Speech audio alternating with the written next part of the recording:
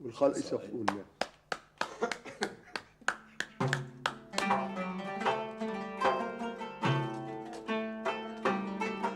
One of Syria's leading band of Sufi musicians recalling the days of the Crusades, a time of religious war and hatred.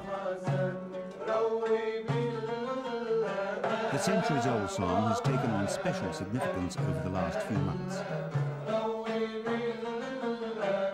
Like the age-old struggle between Islam and the West, neither the lyrics nor the traditional instruments have changed. Little too has changed in the way the West perceives Syria. It's still seen by some as a stronghold for terrorism. Aleppo is Syria's second city. Its ancient citadel has historically offered protection to its citizens irrespective of religion in times of conflict. For the 2 million Syrians who live here today, it's still a symbol of safety in a violent world. It's also the venue for this year's Aga Khan Award for architecture.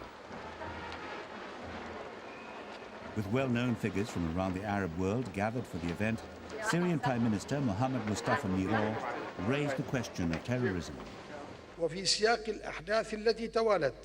As far as the terrorist attacks on New York and Washington go, Syria condemns these acts as being contrary to spiritual, religious and human values. Awards are given for architecture that respects the traditions of Muslim society. The Aga Khan used the ceremony to highlight his view of the crisis between the Muslim and Christian worlds. With respect to relations between the Western and Islamic worlds, are we not seeing a conflict of stereotypes and prejudices, exacerbated by a good measure of ignorance about Islam?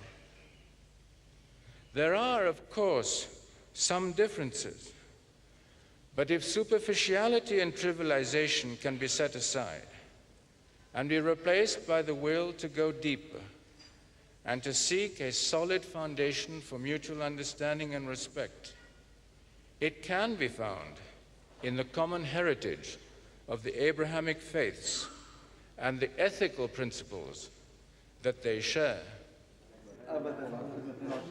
It wasn't ethical principles that were being ironed out at this meeting of archbishops and patriarchs. Syria's Catholic churches are discussing doctrinal differences that separate them from the country's Orthodox Church. When it comes to freedom of religion, there is no dispute. Mosques may far outnumber churches in this thriving industrial center, but the act of worship engenders the same spirit and faith. Christians make up around 10% of Syria's population. Christianity and Aleppo's 500 mosques share much common ground. Archbishop Monseigneur Antoine Beylouni celebrates morning mass at the Syriac Catholic Church. The service is held in Arabic. In his 15 years at the church, congregations have dwindled. But it seems these days any dangers to the Christian religion come from demographics rather than from religious intolerance. Many of the city's Christians are Armenian refugees from Turkey. Now there are more Muslims than us. They have a higher birth rate.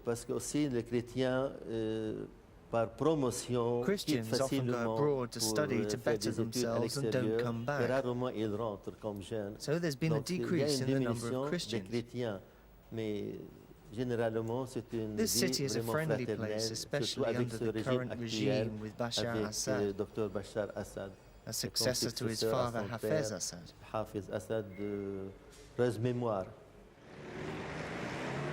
The memory of Hafez al Assad, who died last year, lives on. After nearly 3 decades as president, his image is everywhere, including Aleppo, where Assad went to military college.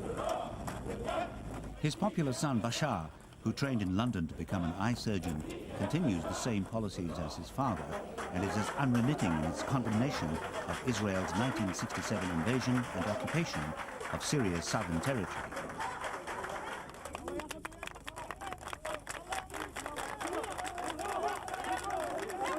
On Bashar's behalf, the country's prime minister spells out the difference between the New York attacks and its territorial dispute with Israel.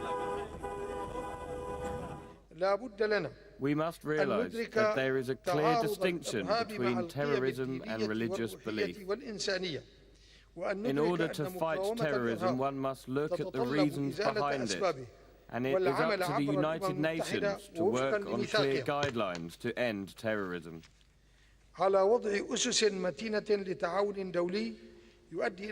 There is a distinction, too, between terrorism and a legitimate national struggle to regain territory occupied by a foreign invader. It is not a matter of a war between Jews and Muslims. Syrian Christians are at one with their Muslim counterparts on the Israeli question. Tony Matrash is a Christian businessman. It's not a religious conflict between Israel and Syria. It's a struggle about principles. Syria lost territory by force. Syria wants to get that land back. It's a matter of ownership. During the Crusades, the Eastern Christians sided with the Muslims, their fellow countrymen, not the European Christian invaders.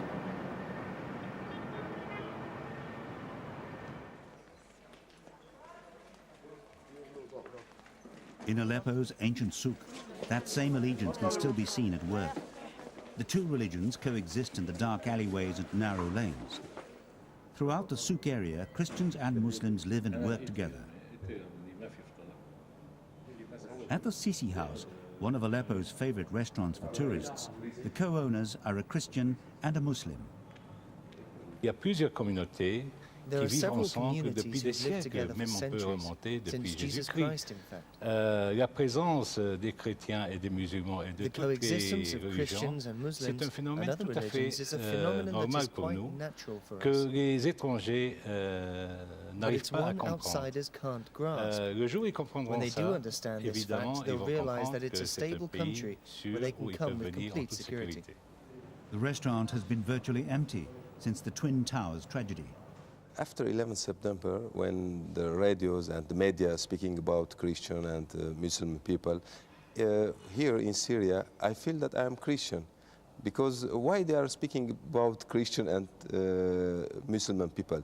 We don't feel this different or this such things in Syria.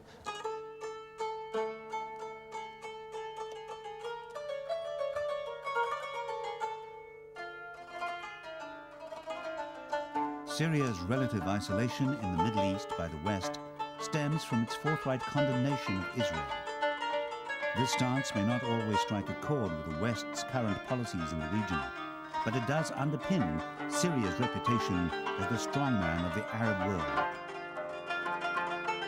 The 30-year rule of Hafez al Assad carries on with his son, and it seems unlikely that any discord will arise from within the country.